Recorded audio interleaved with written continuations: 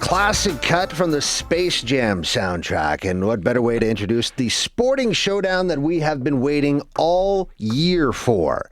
The Wagner Seahawks set to square off against the hated Howard Bison for all the marbles tonight.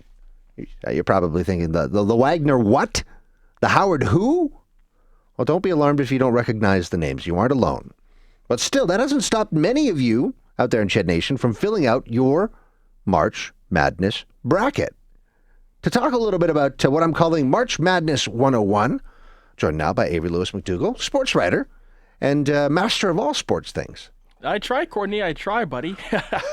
Of course, I think most of us know what March Madness is, but if you were to give me a quick sort of summary for those folks out there who think that we're just talking about the forecast when we say March Madness, what is March Madness? Okay, to try and be as concise as possible, 68 teams at the top of college basketball in America play in a series of off games to determine a national champion every single year. Yeah, and why is it so popular? Why is this, this is something we know. We know March Madness, even sports fans, or non-sports fans, for the most part. They're filling out these brackets. They know what the term March Madness is. How is it that this became as popular a tournament as it is?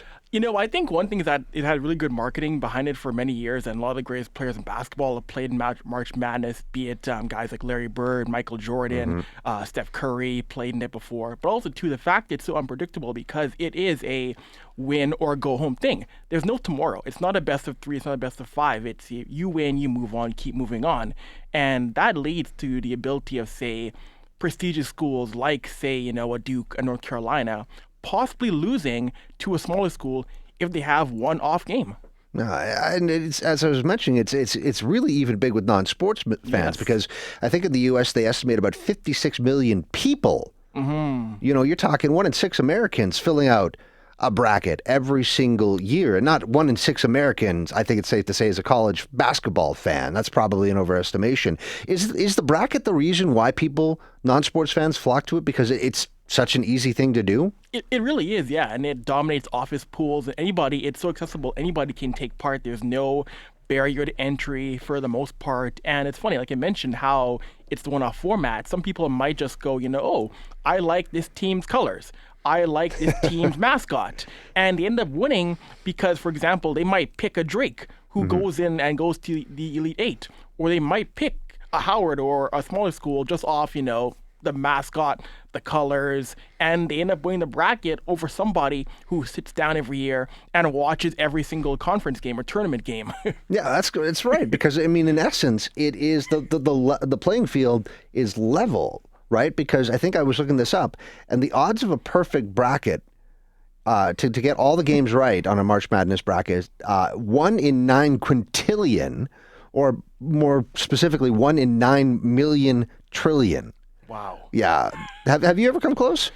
I came close a couple of years ago. Like I've come close to being perfect down to like the Sweet 16. Yeah. But after that, nope. Like it is so tough because, like I mentioned, somebody along the way is upset. Like it is really rare to see all number ones advancing that far. Like somewhere along the line, some team has an off night and your bracket is just ruined. Yeah, and that's what we love. We love an underdog story, and there is always an underdog story when it comes to this. I'll always remember George Mason's incredible run many years ago. Taking a look at the 2024 field, what do we know about it? What should the folks at home know about this if they're looking at their bracket? Where should they start? What should they know? So first things first, number one seeds for the men. You got a bunch of legacy schools. You got UConn, North Carolina, Houston, and Purdue as number 1 seeds. Purdue is led by Zach Edey, who's Canadian from Toronto, Player of the Year, big man, 7'1". Those of you are number 1 seeds going into the tournament. But the consensus is that these all 4 won't make it because if you look at the bracket, you look at, say, for example, UConn.